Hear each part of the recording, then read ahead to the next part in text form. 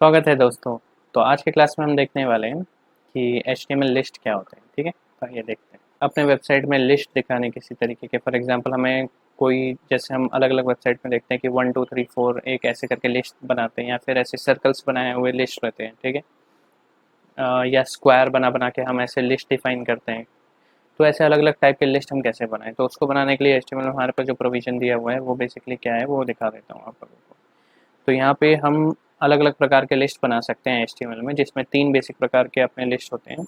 एक होता है ऑर्डर्ड लिस्ट, ठीक है, एक होता है अनऑर्डर्ड लिस्ट, तीसरा होता है डिस्क्रिप्टिव या डिस्क्रिप्शन लिस्ट। ठीक है, तो आइए हम लोग अभी देख लेते हैं। सबसे पहले हम स्टार्ट करते हैं अनऑर्डर्ड लिस्ट के साथ। तो अनऑर्डर्ड लिस्ट के लिए भी हमें बेसिकली ये यूएल लिखना पड़ता है, तो उसका स्ट्रेट फॉरवर्ड मतलब ही बनता है कि अनऑर्डर्ड लिस्ट।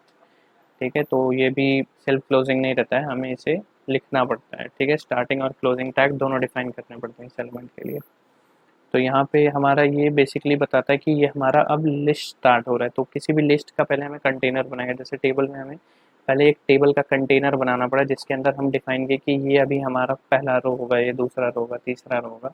तो ऐसे लिस्ट के लिए भी हमें, लिस्ट एलिमेंट्स के लिए भी हमें एक उसका कंटेनर बनाना पड़ेगा जो डिफाइन करेगा कि किस टाइप का लिस्ट है ये।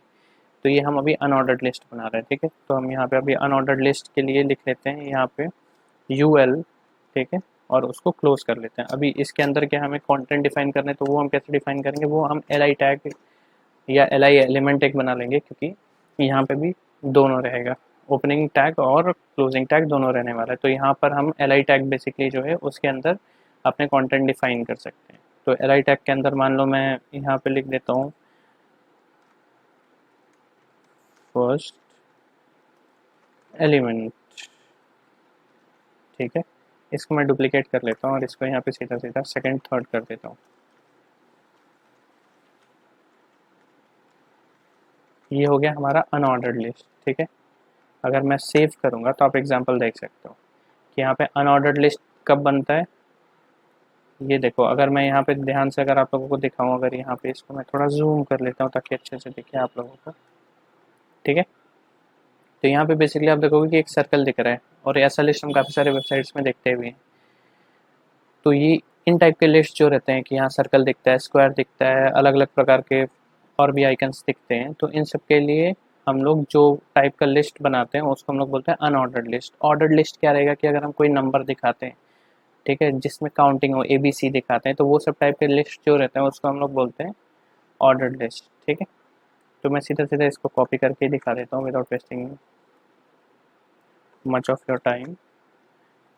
तो यहाँ पे मैं एक ऑर्डर्ड लिस्ट बनाता हूँ। ऑर्डर्ड लिस्ट के लिए हमें कुछ नहीं, जैसे अनऑर्डर्ड लिस्ट के लिए हम UL लिखते थे, वैसे ही ऑर्डर्ड लिस्ट के लिए हम OL लिखेंगे। ठीक है, तो यहाँ पे अगर मैं सेव कर लूँगा, बाकी ये LI एलिमेंट सेम ही रहेगा। LI मतलब कि वो लिस्ट की जो डेटा रहेगी वो आपको डिनोट करती है LI के थ्रू। ठीक है, बस अपने को वो टाइप उसका बताना पड़ता है कि ये अनऑर्डर्ड लिस्ट रहने वाली है, ये ऑर्डर्ड लिस्ट रहने वाली है। तो मैं ऑर्डर लिस्ट बना के यहाँ सेव कर लेता हूँ। तो यहाँ पे देखो 1 2 3 ऐसा आ गया। अगर मैं यहाँ पे एक और एलिमेंट डाल देता हूँ, कंटेंट कुछ भी रहे, कंटेंट पे फ़र्क नहीं पड़ता। ठीक है, कंटेंट के हिसाब से कुछ भी यहाँ फ़र्क नहीं पड़ेगा। तो मैं यहाँ पे फोर्थ एलिमेंट डालूँ या फिर यहाँ पे फोर्थ ABC डालूँ, उससे कुछ लेना देना नहीं। जितने नंबर ऑफ़ एलिमेंट्स रहेंगे हमारे लिस्ट में, उसके हिसाब से यहाँ पे वो काउंटिंग करके हमें दे देगा।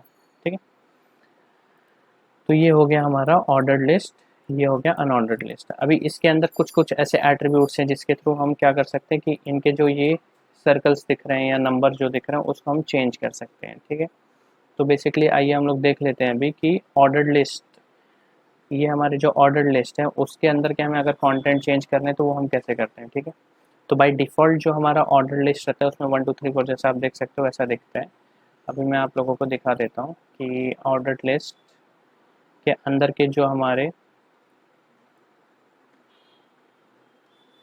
कंटेंट हैं उसको 1 2 के अलावा बाकी सारे चीज़ जो हमें दिखाने हैं वो कैसे लिख सकते हैं। तो यहाँ पे बेसिकली एक एट्रीब्यूट रहता है जिसको हम बोलते हैं टाइप। ठीक है, तो टाइप एट्रीब्यूट बेसिकली हमें डिफाइन कर देता है यहाँ पे कि यहाँ पे लिस्ट का टाइप क्या रहने वाला है। मतलब ऑर्डर्ड लिस्ट तो रहेगा लेकिन उसके अंदर किस टाइप के हम काउंटिंग दिखाने वाले हैं। ठीक है, तो टाइप के लिए हम लोग यहाँ पे सीधा सीधा स्पेसिफाई कर सकते हैं। जैसे अभी बाय डिफ़ॉल्ट क्या रहता है, यहाँ पे 1 रहता है टाइप का वैल्यू, जिससे वो 1 2 3 4 ऐसे स्टार्ट करता है।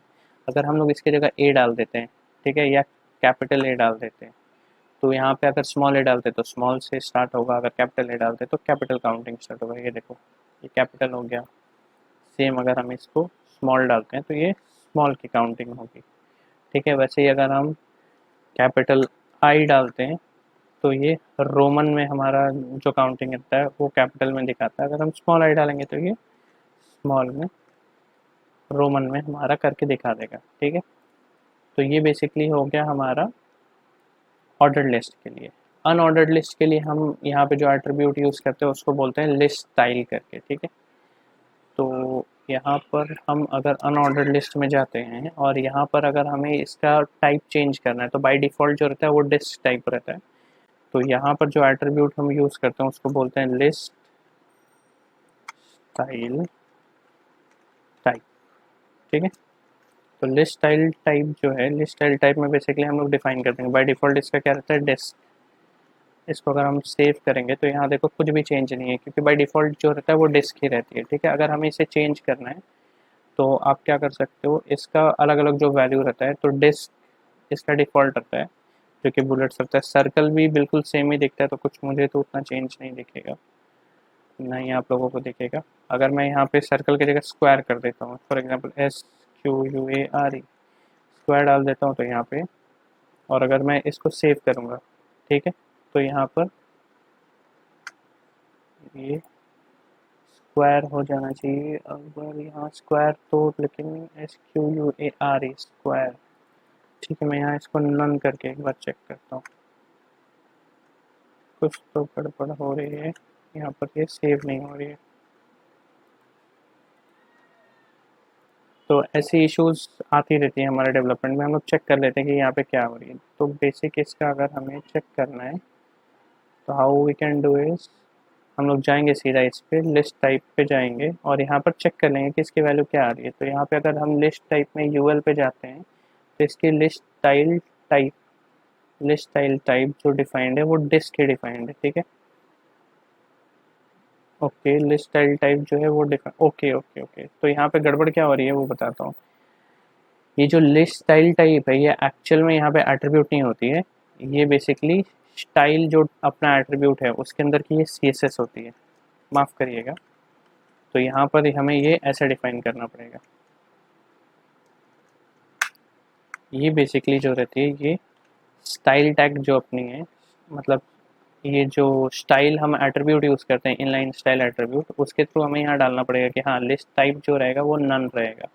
तो अगर मैं सेव करूँगा तो ये देखो यहाँ से हट गई। अगर मैं यहाँ पे स्क्वायर करता हूँ और सेव करता हूँ तो यहाँ पे ये स्क्वायर आ जाएगी। अगर सर्कल करूँगा तो ये सर्कल हो जाएगा। बाय डिफ़ॉल्ट इसकी जो वैल्यू रहती है वो रहती है डिस्क, ठीक है। तो सर्कल में बेसिकली यहाँ पर ये सर्कल ऐसे दिखते हैं, ठीक है, और डिस्क वाले में ये थोड़े ऐसे अंदर भी फिल्ड रहते हैं, ठीक है। तो इतना ही बस इसमें डिफरेंस है, बाकी तो कुछ नहीं। तो ऑर्डर्ड लिस्ट अनऑर्डर्ड लिस्ट यही है कि अनऑर्डर्ड लिस्ट में हम इस प्रकार के ऐसे सिंबल्स दिखाते हैं, और यहाँ पे हम अगर ऑर्डर्ड लिस्ट में अगर नंबरिंग वगैरह के चक्कर में जाते हैं तो हमें ऑर्डर्ड लिस्ट जनरेट करना पड़ता है। इसके अलावा एक डिस्क्रिप्शन लिस्ट भी रहती है जो कि बेसिकली एक डिस्क्रिप्शन टाइप के फॉर्मेट को डिफाइन करता है, जो कि उतना यूज़ नहीं होता, पर मैं यहाँ पे दिखा देता हूँ आप लोगों को। डिस्क्रिप्शन वाले को भी आप यहाँ पे यूज़ कर सकते हो, तो मैं उसका भी यहाँ पे आप लोगों को स्क्रीन पे दिखा देता हूँ कि डिस्क्रिप्शन अगर आपको लिस्ट बनानी है तो वो बेसिकली कैसे रहने वाली है, ठीक है। तो ये रहा डिस्क्रिप्शन लिस्ट लिखने का तरीका,